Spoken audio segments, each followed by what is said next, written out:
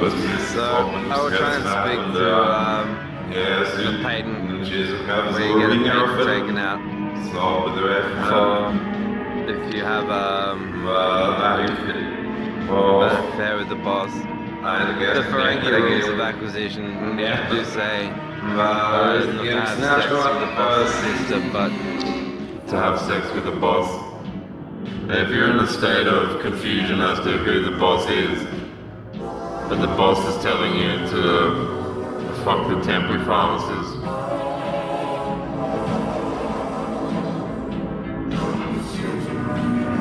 and there's confusion in how if she does have very nice pussy taste, then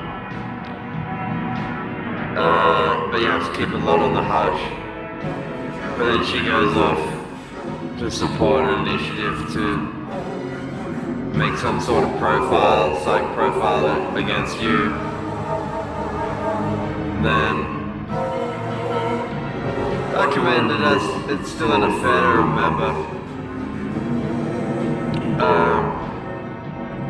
But you're going to be accused of being superficial eventually if you're like, well, I'm sorry, but your pussy tastes better than your corresponding intellect. But then the confidentiality trust with the business is that you can't raise certain points of discussion. I can see why none of this would even occur to Roger Toll, because he's on the run. He is a man on the run. I've seen him prove it empirically. He kind of just goes, I run.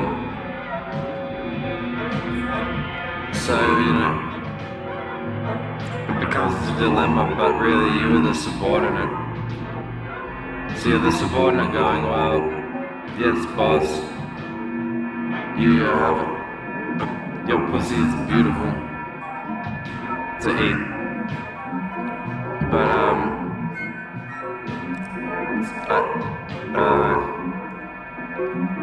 if we can breach the confidentiality trust and talk, and then you discover that you do in fact hate the brain later on, then what is it? It's not gay.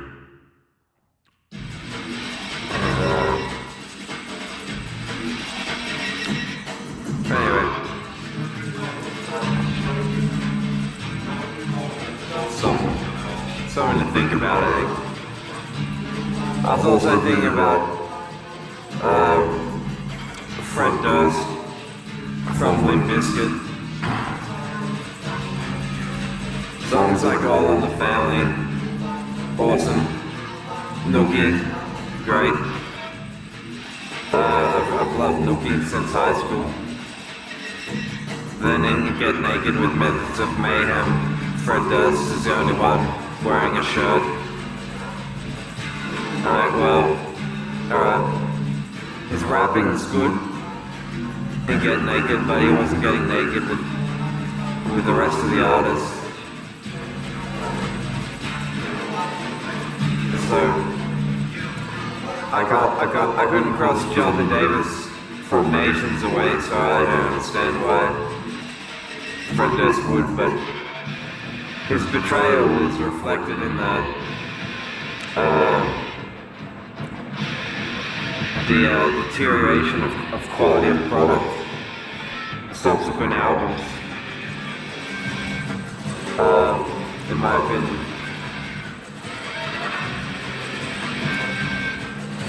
But meanwhile, I have to deal with bullshit here. So, it's to my mind very retrogressive how philosophy isn't much of a topic of interest to people who nonetheless want to have a corner on the market of the meaning of life. And the Christians want that, obviously. The Freemasons want that too. But if the Jesus story, forged as 3/4 of it is, and then 30 plus years of hearsay on the most reliable manuscripts.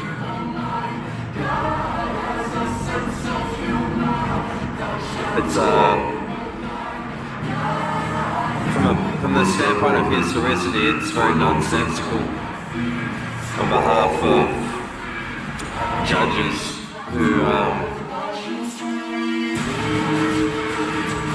such as my former employers,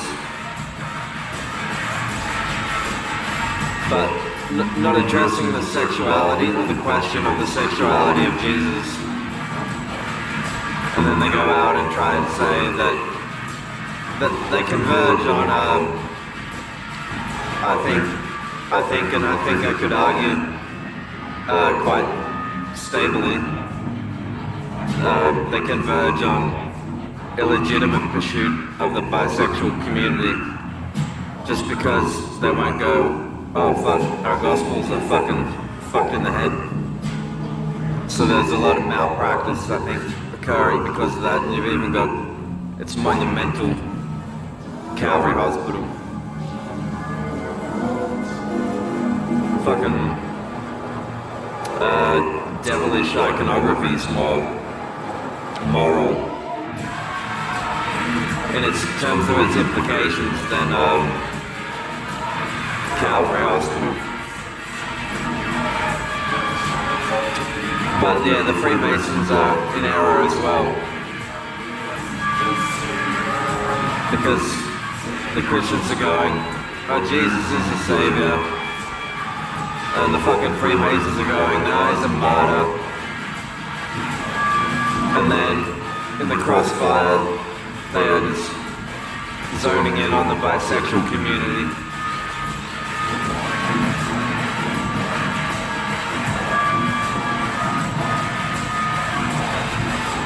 And then I think it's the philosophical confusion that results in corruption, and then that plays out through the assignment of cops and mental health officers. None of them have addressed the inbred Christianity. All of them want the Queen to queef in their fucking nose. Honor them. The only way to do that is to, she's not saying, here's monarch rules, here's how to politically oppress me. She's just saying she's the Queen of the Church of England.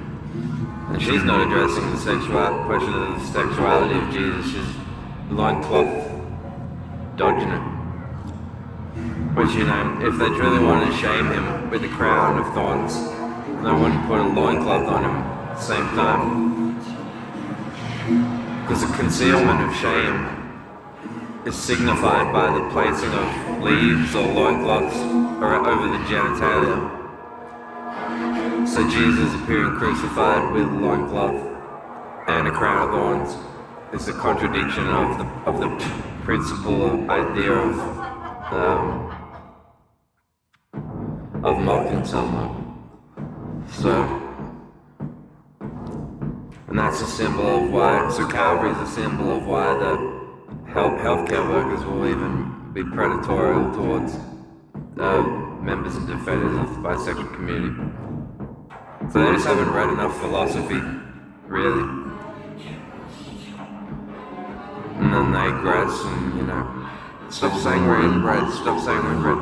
I didn't say you're inbred, you said you were inbred. By implication. In fact, you said inbreeding was necessary for the survival and appreciation of the species. So that's your fuck up, it's not mine. So you made a fuck up on the way to climbing toward the honors from the Queen. Not my problem. Your problem. You go solve it.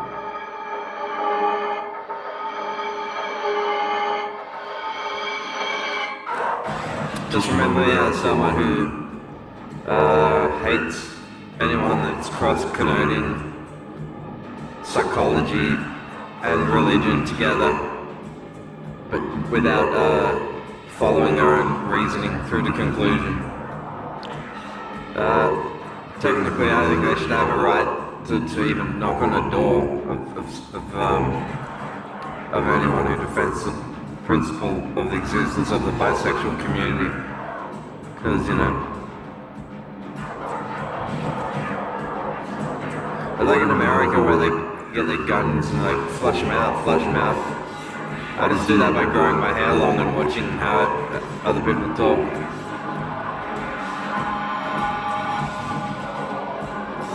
It's quite amusing. But bisexuality is apparently, from a scientific standpoint, healthcare, unnatural,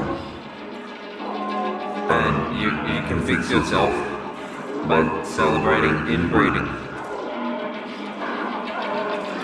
Surely you can address the question of whether or not that Genesis manuscript came from an incestuous kingdom, and the common people didn't have access to manuscripts to write a counter viewpoint. Duh. There's no place like home. Furthermore, my belief is that a lot of misjudgments occur.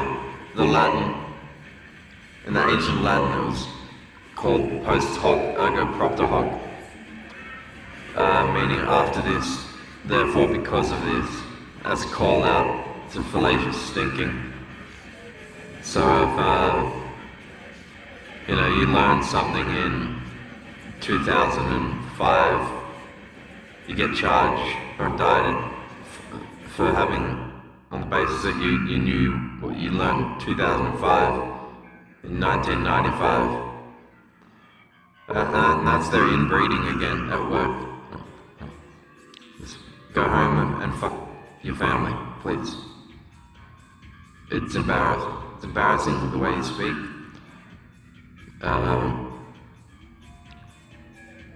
It's embarrassing the way you think. You're always wanting to go back to that fucking garden. Taking us with you. We don't reply in kind. If I get a driver's license in 2025, that does not mean I had a driver's license and knew how to drive in 1989. Sorry, inbreeders. Correlation is not proof of causation. I don't trust psychiatry at all, and I know it to be harmful. I do know Roger Sol is an admitted greedy person when it comes to, the more people on antipsychotic drugs, the better. So, him being an activist Freemason in secret, compelled him to think that I'm some sort of activist in opposition to psychiatry, when it's really just right of life defense that I need to be kept away from it. I don't go to psych wards and say, hey people, this is an institution where judgment is often instances of religious discrimination. Go and argue with all your doctors. I've never done that.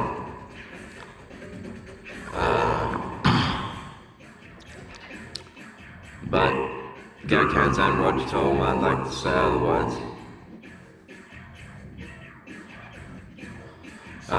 And then go and ask fuck.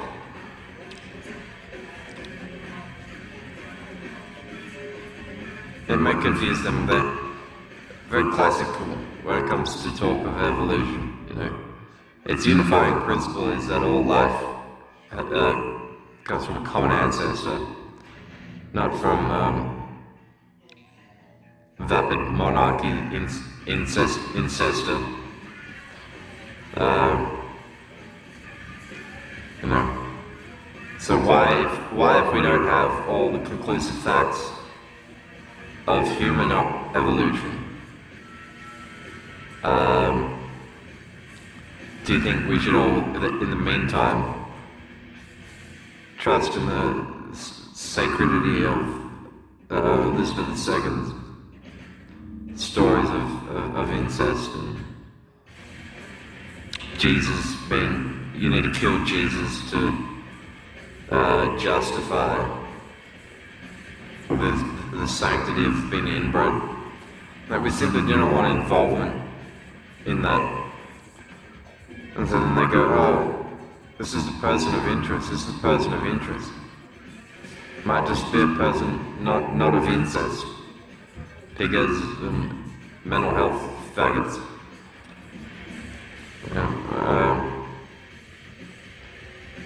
I like people infringing your right to move and forcefully administering substances against your consent with no disclosure of side effects.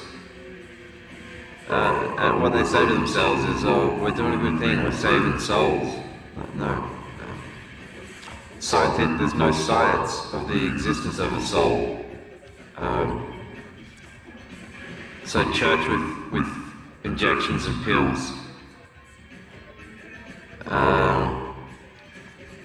is like the Vietnam theories about the Vietnam War, where they made all these rules saying you can't pursue an enemy beyond a certain point of grass. They turned it into like a football field, and gun salesmen were selling guns to both sides of the war, it is said.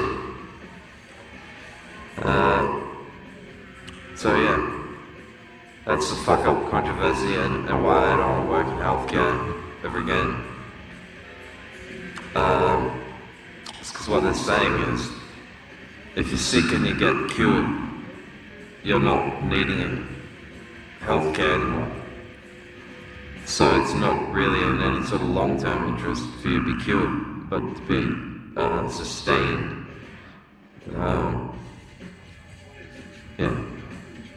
You have a sustained, ongoing, particular illness.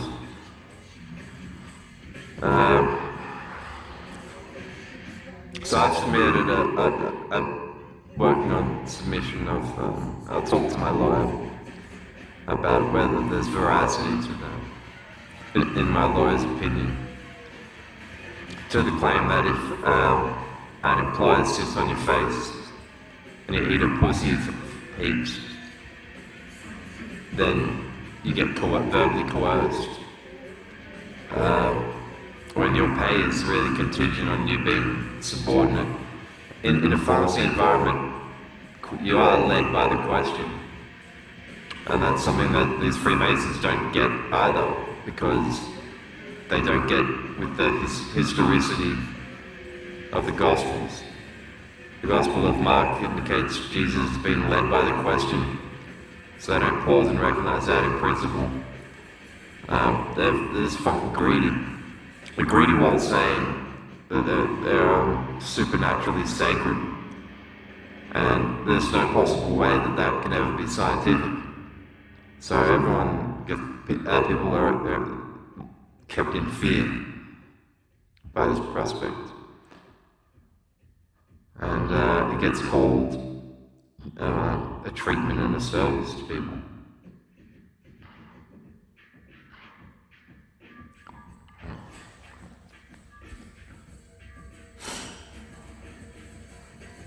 That's my bring back the 2 cent piece. Fucking harder.